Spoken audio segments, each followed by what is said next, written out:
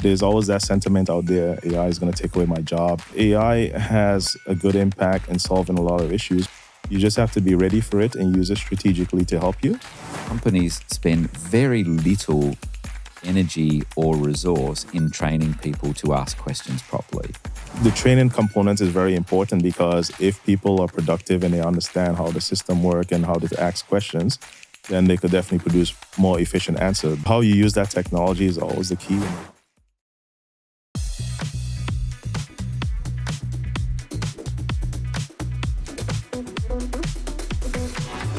Welcome back to the CEO Advantage podcast. And today, really excited to have Ricky Sidney. I'm going to ask him as a CEO, how on earth do we engage with CTOs to ask about what all this AI stuff is and this intelligent audit? Where do you start?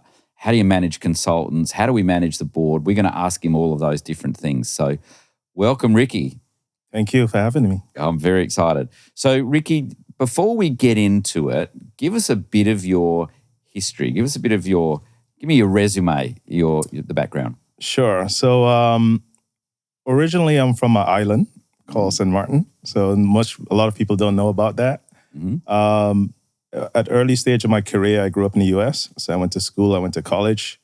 My first job out of college was at Pepsi-Cola. So that's where I kind of grew the passion for consumer products. Mm-hmm. I was excited to work in those type of companies as well. I started off my career in human resource information system, which is quite interesting because I studied finance.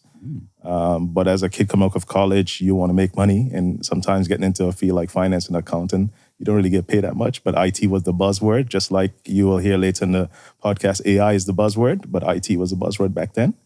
So I've worked at Pepsi-Cola for quite a few years in the US, early in my career. Did my master's as well while I was working at Pepsi-Cola. Then in 2007, I moved to Europe, which was my first time moving overseas. One of the things that I have a passion about is learning different cultures and working with different people. So that was one of the trigger for me to move to Europe. So how long were you in the States for? How old were you? I would say probably a period of 10 to 12 years, yep, inclusive of college and working as well. Yep. But the real change for me from a career perspective and a growth perspective was when I moved to Europe, because that's where it was a big move for me, and that was the first time I got into more advanced data analytics, which predominantly— Where in Europe did you go? To Amsterdam. Mm-hmm. So actually I worked in the south part of the Netherlands first initially at a company called OC Technologies, which was lately acquired by Canon. So and it was Canon. So I worked there for quite a few years, mainly around SAP implementation. Again, with reporting. So that was always the area I've been interested in.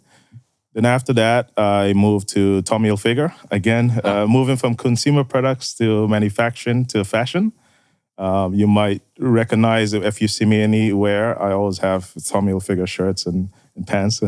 Try to get a little bit of the discounts sometimes when I'm there. Awesome. But that was also another growth experience for me because I got into a role where I had to help streamline the whole reporting team and had the ability to work with people and lead people through that journey as well.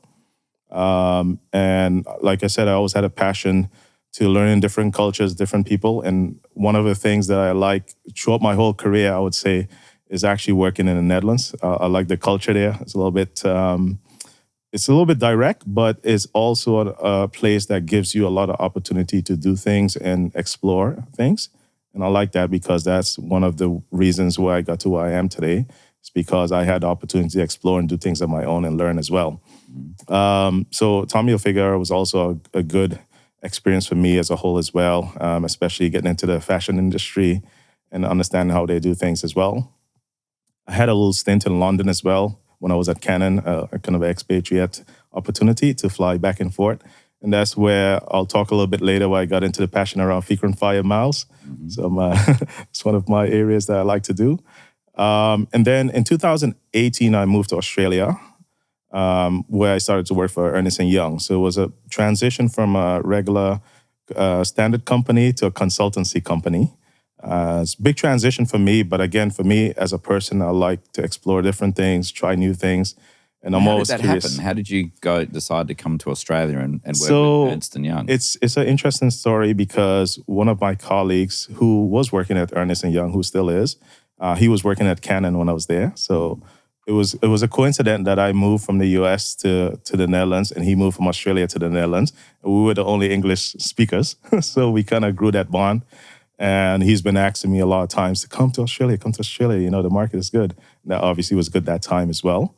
And it was a funny story because I came to Australia twice to meet him, and I met someone at the consultancy firm that I worked for, but nothing came of it. And then one day he told me like, yeah, they're looking for someone in reporting. And obviously that's my area of expertise. And he put me in contact with one of the partners there. I had an interview with HR. And then that same afternoon, I had an interview with a partner. And then the evening, they offered me the job. So I was blown away because, like, first of all, I got to move from the Netherlands all the way to Australia. It just kind of hit me out of the blue, like, hey, this is really happening. What am I going to do? And so the transition was a little bit easier because I've moved from the US to the Netherlands initially. So from that perspective of the moving part, it wasn't a big challenge. But the big challenge was that it was far away from family and friends. And I kind of had to deal with that. But then again, having that open mind of just wanting to explore different cultures, different things, just seeing what it is. And I'm always open to that type of opportunity as well. So I was really happy and excited about moving there. Excellent. And regular listeners to the podcast will pick up something that you said in a role as a CTO that is similar to what CEOs say. Yeah.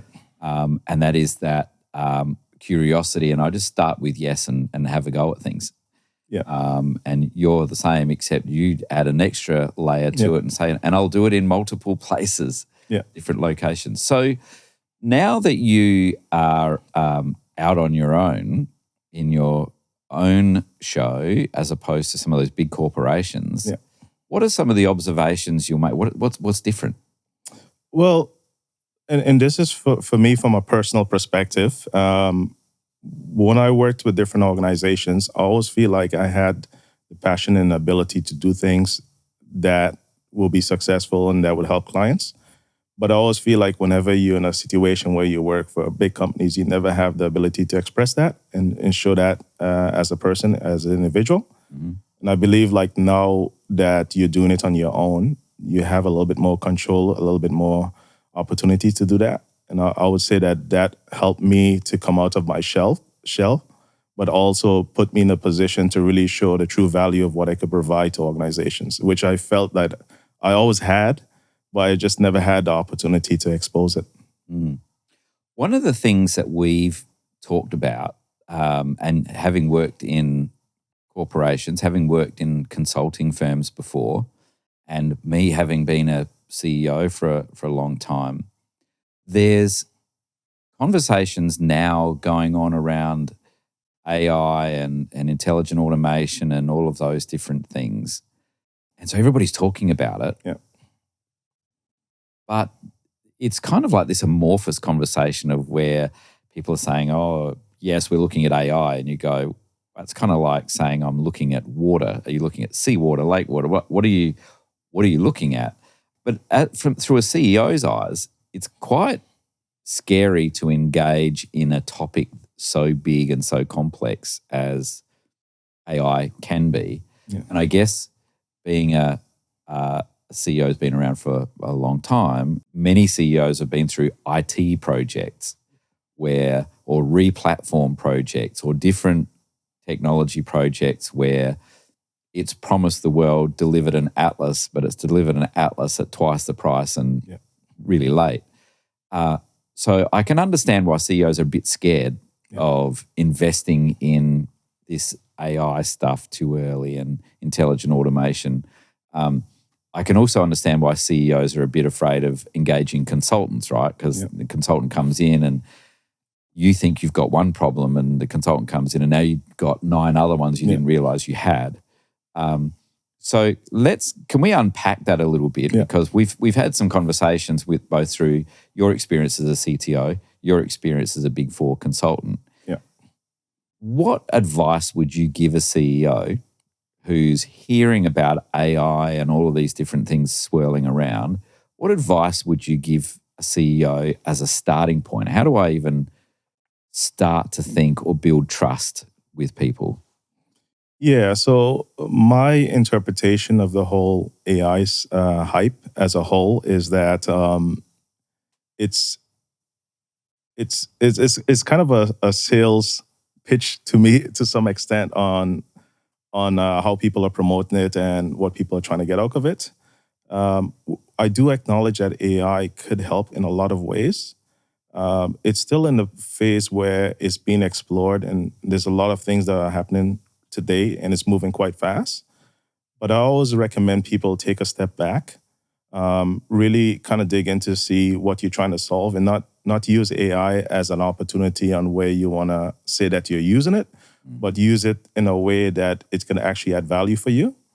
And the way you uncover that is really by just taking a step back and really identify small things or small issues, or start small, see where it can provide value before you move to the big components of AI. Yeah.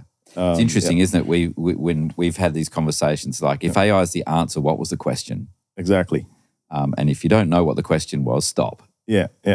And start finding out what that is. And as you say, then by doing that, it breaks it down into smaller components, isn't it? Of like, okay, my question is, how do we be more productive, or how do we reduce risk, or how do we reduce costs? It's like, okay, now you've got and I would say, like what I've expressed at the beginning of the interview is that I'm someone who's passionate around people. I'm good at intuition. So I always take the people component into consideration whenever I make a decision. And from a CTO perspective, CTO by nature are more conservative. We look at the broad picture on how is this solution going to help us as a whole, and how am I going to manage it and maintain it? Because if something goes wrong from a technical perspective, then typically it goes to the CTO. The CEO get exposure from an audience perspective, but the CTO is behind the scenes, is the one who's ensuring whatever you implement is sustainable and could produce the value you're looking for. So from an AI perspective, we behind the scenes, we always look at opportunities where AI could add value, but we look at it as where it can add value in the processes that you have today, and where you can leverage what you have today and build on top of that, rather than just starting from scratch and implement AI as a whole. So that's a typical approach we'll look at. And that's why we always have to start from the start and understand the problem and really see what you want to do, rather than the outcome of what you're looking for, but what is the exact problem you're trying to solve. I guess if AI is a hammer, everything looks like a nail, right? Yeah. What's the difference between a CTO and a CIO? So a CTO is more outward facing. So we tend to look at the interaction between a technical solution, working with vendors, working with people in the market, and how that is going to affect the company internally and how we can support that. A CIO is more of an internal type of role, where we're specifically focused mainly on data, not too much on technology, which hence why the name is Chief Technology Officer versus Chief Information Officer. There is an interaction and an overlap from a work perspective, because we also look at data as well, but we don't really get into the details around data from the perspective of security and stuff like that. We have to have an understanding of it, but we don't get into the detail as much as a CIO would get into it, right? The data is an important asset to organization, and the CIO role is to protect that. But in a lot of organizations, sometimes that role is shared. So for me personally, I have a data analytics background, so I could relate a lot to a CIO, but I could also relate to a CTO because I've worked in the IT field for a long time, right? So I kind of understand what, from a technology perspective, what you're trying to solve, but also taking that conservative approach of how you want to protect data and the security aspects around it, and why it's important as well. It's interesting, isn't it, in how the role of CTO and CIO has really been elevated, in the sense of the CTO used to really work closely with the CFO because they were dealing with accounting packages, and then they started working with accounting and then CRM systems, but it was still all that pretty straightforward, either platform or program thing. And then cybersecurity incidents and cyber governance as a result of that really elevated, it really brought the technology people to the executive table, hasn't it? There was all the opportunities to do innovation, all of those things. Didn't really excite the imagination of boards and CEOs until cybersecurity and cyber threats came in. And then it's really, tell me about, I mean, you've grown up through your career, through seeing that sort of evolution to technology really being at the decision table for some, and increasingly for many organisations. Can you talk about what you've observed of that escalation? Yeah, so from my experience working on projects throughout my career, I always feel like coming from a IT or data analytics background, I always feel like we're involved in the process too late. A lot of times people feel like, okay, you need to understand the process. We need the functional consultants, and, for example, working on developing requirements and building the systems. But no one takes into account the data aspects as well from a data perspective. And then when you develop the solution, you find out that you didn't create it in such a way that could address your data challenges or what you're looking for. And the reason why people do that is they feel like because you don't have anything tangible to see from a data perspective, so it's hard to involve you. But I always feel it's important to take these guidelines and these checks in place from a CIO or data perspective that needs to be taken into account at the start of implementation. And that will help mitigate the unforeseen challenges that you have down the line, hence why a lot of budgets are overrun. And then time you get to the data, there's no budget to do data stuff, right? So everyone spend the budget on the functional stuff as well. It's interesting, isn't it, from a data point of view, the underestimation of training people to use data or think about it. So, for example, lots of people think that they can ask questions. Yeah. But when it comes to data and analytics, you really want to think about the questions. You don't need the organisation asking the same question 7 different ways and confusing the. Do we spend much? Have you seen organisations do that really well, and have you seen them do it poorly? Yeah. So it to some extent it depends on the approach and the problem you're trying to solve. Data has benefits in many ways. One of the ways that data has benefit is that it allows you to uncover unforeseen things that you never thought of. So that's really a powerful thing around data exploration, right?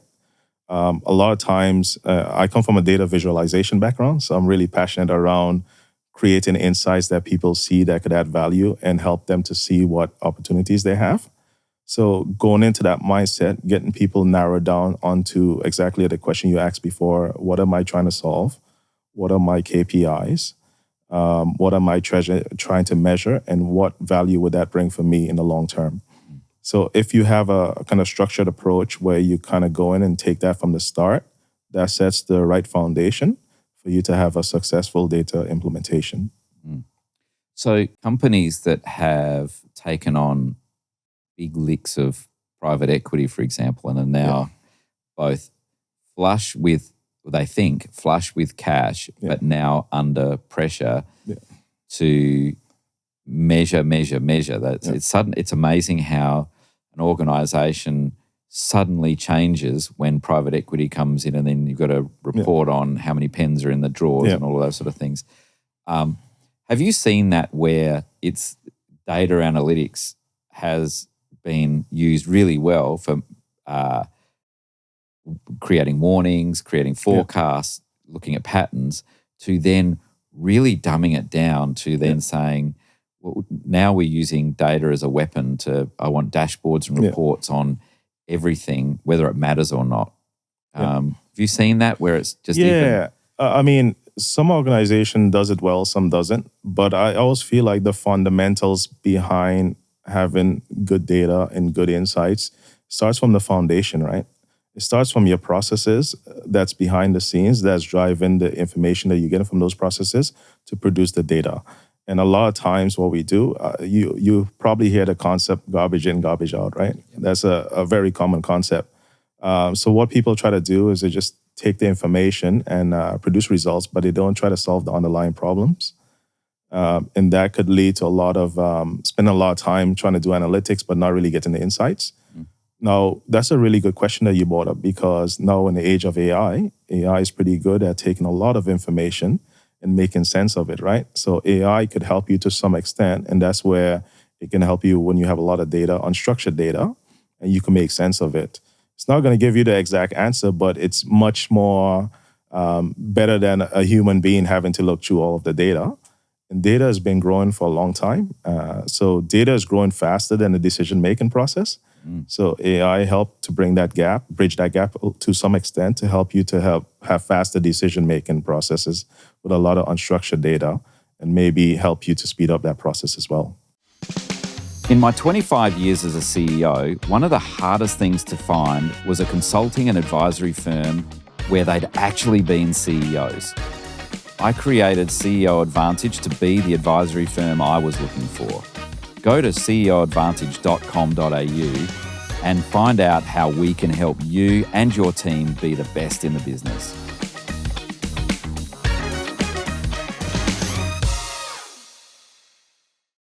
The technology itself is only about 30% of what's going on here. And I guess what we're talking about here is you can build pretty much any report if you know what the question is that you're asking. But in companies, have you found in your experience that companies spend very little energy or resource in training people to ask questions properly? Yes, I agree with that. The thing about it is people are over-reliant on the technology. So they feel as though because the technology does everything for me, I don't have to think anymore. But the thing about it is technology is only one component, right? There's a small component. And if you look at, let's say, a digital transformation or a big project perspective, there's so much vendors out there, there's so much technology, and most likely you could find a solution or technology that can solve a problem. But how you use that technology is always the key, and how you bring it together to make logical sense of what you're doing. So the training component is very important, because if people are productive and they understand how the system works and how to ask questions, then they could definitely produce more efficient answers. But I think the problem today is people are over-reliant on the technology, and therefore people feel as though they don't have to spend time to really train on anything. Yeah, so we have a methodology that looks at people, process, and technology. But you're right, everybody gets excited. They want to jump straight to the technology. And they sometimes look at the process. Then they roll out this fabulous technology based on a process that they spend all this money on, and then scratch their head and go, the people don't like it. Yeah, because you kind of left that part out. And we pride ourselves on getting involved in the people part of it, right? And maybe just to add a little bit on that as well.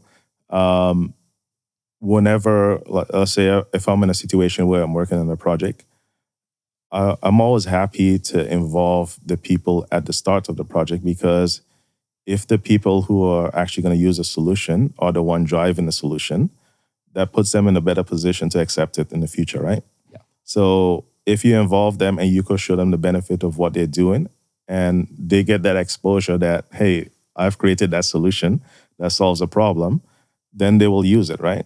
So it's very important to involve the right people in the projects, and the people who are affected by the solution. If they're involved and they have a say, it leads to better outcomes. Yeah, there's an old saying in sales training that if I say it, people tend to doubt it, but if they say it, it must be true. And what you're saying is, from a technology point of view, is if the technologist tells people what the technology can do, people tend to doubt it. But if the technologist can have them suggest what they want the technology to do and then show them that it does it, it must be good. Yeah. But it's generally the same technology. It's the approach that's different, isn't it? That's right. Fantastic. So let's talk about AI and the over-promise, under-deliver part, that the hype that's going on around AI at the moment. Can you think of an example of where AI, in your view, being a CTO, is being really overhyped? That's like, oh boy, that's going to not go well. I don't want to criticize any vendors in this discussion, but one of the interesting conversations we had earlier as well was around the concept of Copilot, just to name one as an example. Now, Copilot is a really good product. Obviously, there's lots of functionality in the product itself. And for example, Microsoft is investing a lot of money into it. There's a lot of opportunities, and I'm pretty sure that Microsoft would develop those opportunities down the line that is lacking. But you see with a lot of vendors, because of the age of AI, everyone is hyping their product at this point, although their product probably don't have all the functionality that's solving the issues that you're looking for. And I get it every day. Like whenever I talk to people around certain tools or functionality, they're like, oh, why do I have to pay all this money and I'm not really getting what I want, right? And then that's because the product is overhyped. And it's not to the point where it's solving a problem, because if you look at a lot of technology vendors, they think around producing a product and try to sell it. They're not thinking about the underlying problem that people are trying to solve and how they solve it, right? And they try to sell a product before it's actually fully developed. And I could understand why they want to do that, because they want to recoup some of the investment they have spent on it. But that's a typical example of kind of overhyping a product that's not providing all the functionality.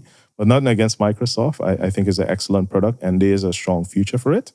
It's just the timing of where it is right now and where it's going. But you could be pretty confident that if you invest in it, they will get to that point where it's a really good product. But at this point, I would say that it's not really there as yet, but it's getting there. There was an interesting quote that I reckon I got it from you, but I might not have, but wait till you hear it and then you can tell me what was you. But that there was like 60+% of people in the workforce were using AI. Yeah. But only 30-odd% were trained in it. Yeah. Which, as a CEO from a risk management point of view, or as a company director from a risk management point of view, I'm not sure there's a lot of board members for whom the light bulb has twigged on that one yet. It's like saying 60% of people driving around in cars don't have, or half of them don't have a license. Yeah. So that's a bit spooky, right? Yeah. Because you don't know what they're exposing. And we know of an example, for example, where you've got people doing corporate governance and managing board papers using AI, or helping CEOs, listen to this bit, executives using AI to help write board reports where they're exposing confidential information to the world with good intentions. Yeah. It's pretty scary, isn't it, that the idea that people are playing with products in the workplace anyway, but the board and the governance is not keeping up with it? I would say I looked at it from two perspectives, right? One of the things I feel with AI as a whole is there's a level of discomfort within the community around AI from a people perspective. There's always that sentiment out there, AI is going to take away my job and all that stuff. So I'm pretty interested around that number that you brought up around the percentages to see what type of people it is. Because AI has a good impact in solving a lot of issues, but how you implement it is key, because some people might feel as though it's taking away some of my opportunities, or it's taking away some of my power within the organization. And the thing about it is AI is inevitable. It's going to happen at some point. You just have to be ready for it and use it strategically to help you. But there's people who has been in positions for a long time who has a certain status in an organization who feel that AI will take away some of their powers, and therefore, as a result of it, you might see in a lot of organizations they're kind of restricting it because they don't want it to move too fast. But behind the scenes, people have access to ChatGPT and everyone is using it. So it's a little bit of a cultural thing as well, and a mental thing as well on how AI is being used in an organization and how you get it to the next step. So that's some of the challenges that we address with organizations, right? And that's why we talk about taking that small step, involving those people who are affected, because it provides an opportunity for those people also to learn about AI. It also puts them in a position for the future. Yeah. So if you could target those two opportunities, put them in a position to also be beneficial for their future development, and they are part of a solution, then they'll feel more comfortable about adapting it, right? Rather than just pushing it out on them. Yeah, you're kind of alluding to that meme that's getting around the place that sort of says AI is not going to take your job. Yes. But a person using AI Exactly. will. Yeah. And so let's step back again into that governance board CEO level where I know a competitor using AI could disrupt my business. Yeah. I know that a competitor who is recruiting AI experts into their organization, and I don't even know what that means in my organization. So I'm worried. Yeah. And I don't know who to recruit, and I don't know how to recruit that person. Yeah. But I've worked with consultants before. Yeah. And I didn't have a great experience with that either. So I'm kind of stuck. Yeah. I know I've got to do something, but I don't know who to recruit, and I don't know how to engage consultants. You've worked in Big Four, so you've also worked as a staff member on the team as a CEO. So I don't get trapped in the headlights, or if I'm a chairperson and I don't get trapped in the headlights and do nothing. Yeah. What advice would you give me to help me get unstuck, to help me move towards engaging with technology and gaining competitive advantage, or defending my organization against competitors who are using AI? What advice would you give me in the first instance to get unstuck? Yeah, so I look at it from different perspectives. So one of the perspective I look at it as is that we're not experts in everything. There will always be a market where you need to hire experts, and that's where consultancy firms help you. I always go, coming from an end user as well as consultancy, I would always go on the bet of, if you decide to go that route of hiring a consultancy, try to get as much as you can out of them through that process. Because they might have different objectives when they work with you, trying to sell more work and upscale their business. But you're paying money to use a consultancy firm, so try to get as much as you can out of them from expertise advice. Involve the people within your business in that process, because there's an opportunity for them to also pick up what are relevant skills that they need. But it's inevitable that you will need to hire experts in certain areas, because if your core business is not technology, you're not going to start doing technology things now.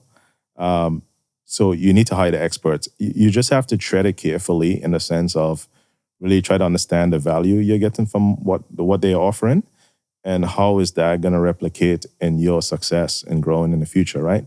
What could you take from that process that would help you, that when you go to the next step, that you have that capabilities. And some of the times people might decide, I don't want to do that because that's just not my core business, and you have to hire consultancy. But that's how you build a relationship, right? And trust. But you have to go through that process. So it's inevitable that you have to hire experts if you don't have the expertise. So you've worked around the world. Yeah.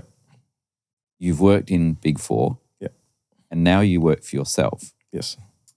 And a CEO coming to talk to you, and now you're same guy, but not with the big brand, Big Four brand. Does the CEO get a different service from you? Yes. So I would say, and typically with smaller firms, but I'm talking specifically from our firm perspective, is that we have a little bit more of a personal approach to working with clients. And we have strong values around being honest and open. Are you saying that Big Four firms are not honest and open?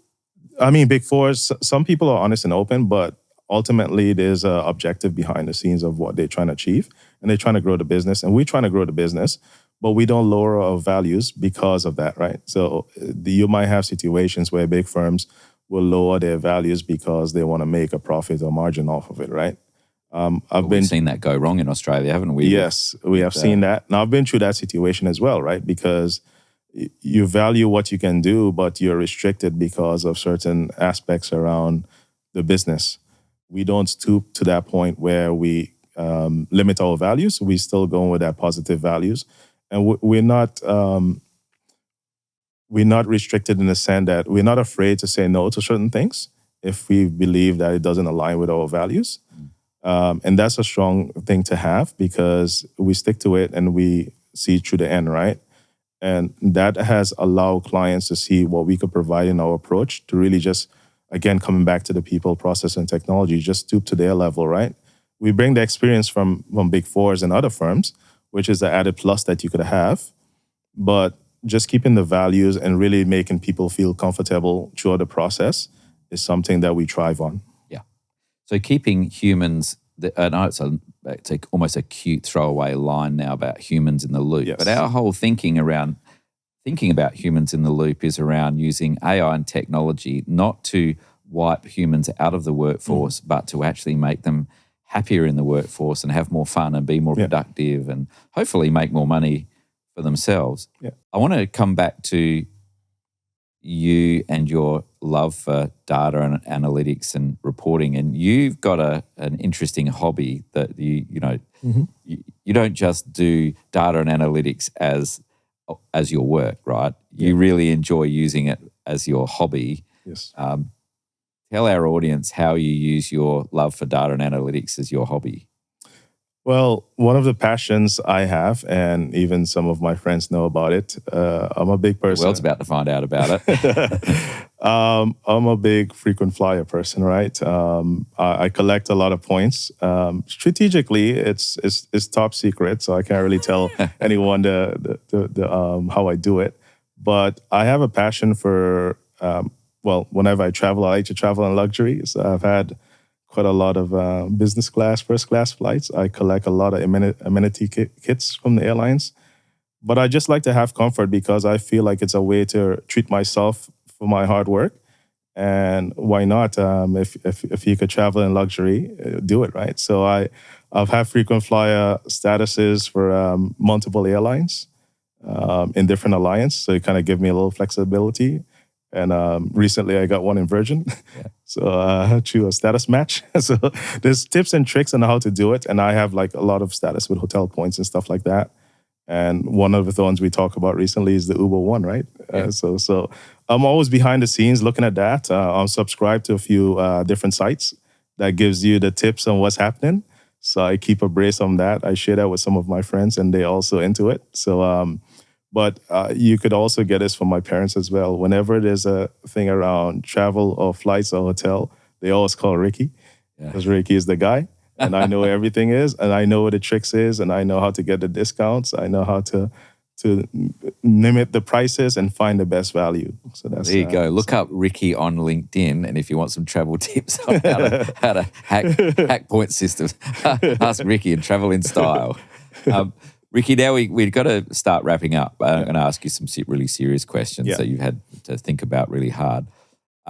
The song on the radio that if you're driving along or riding along in the Uber and it comes on the radio and it always makes you smile, what's that song? Well, to be honest with you, I don't have specific songs that I would say that I'm into. I listen to a little bit variation of everything. Growing up, I tend, because I lived on the western part of the world, close to the US and the Caribbean area as well. So I tend to grow up listening a lot of hip hop, R&B type of stuff.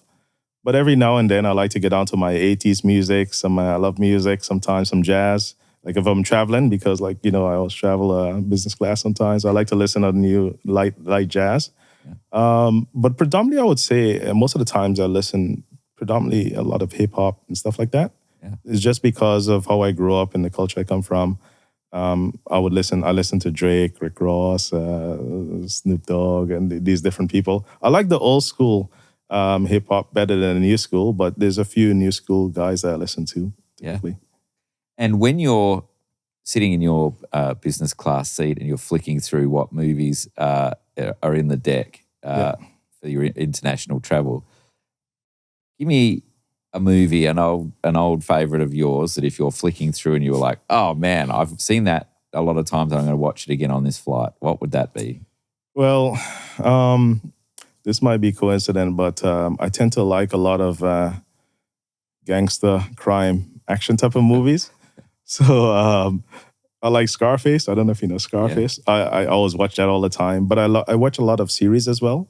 So like, for example, like The Sopranos, or The Wire, the kind of mafia movies. And every now and then I watch some mafia documentaries. Yeah. I don't know why, but I like to watch them because it's very curious, because for me, like, I try to understand people a lot through my way of thinking. And I always try to understand why people do these things. And it's quite amazing to see how the past was and how people used to just do these type of crimes and stuff and just kill people. Like life didn't mean anything, right? People used to just kill people for no reason. And it's really good to relate to it, to kind of understand how we have changed over time as people. Although you see a lot of it in today's society is coming back a little bit, back and forth. So I like those type of movies that kind of show you a little bit. I like a lot of historical stuff. So when I travel as well, I tend to go to a lot of historical sites because I like to understand how things was done in the past and what was the reason why they did stuff certain ways. So I'll tend to look at that. But I love comedy as well. It's interesting that the organized crime movies and documentaries and all of those sort of things, how that's manifest from, as you say, the old school ways. But now when you think about it in terms of cybercrime, the organized criminals are hiring techos rather than hitmen. Yeah. But the ruthlessness is still there. The scams that they are willing to play on the elderly and the vulnerable and all of those different things are as ruthless as they ever were. Yeah. But they're just not snatching their handbag. They're snatching their bank account, right? Yeah. But it's the same sort of psychology, same sort of ruthlessness, targeting innocent people, just without it being in real life, I guess. And if you think about it, a lot of times in the past, they did a lot of crime because they wanted to get money for it, right? But now there's more creative way, like you said, with technology to get money through hacking and stuff. So I don't have They're making more money with less chance of getting caught. And I don't have to kill anyone, so I could get it. Yeah. So, it's amazing how technology have caused things to shift over the period of time as well. Yeah. Ricky, it's been fantastic having you. Thank you for coming on CEO Advantage and giving some of your tips for CEOs on talking to the CTO. And if you want some travel tips, how to travel in luxury more, look up Ricky on LinkedIn. Thank you, Ricky Sidney. Yeah, really thanks for having me. Pleasure.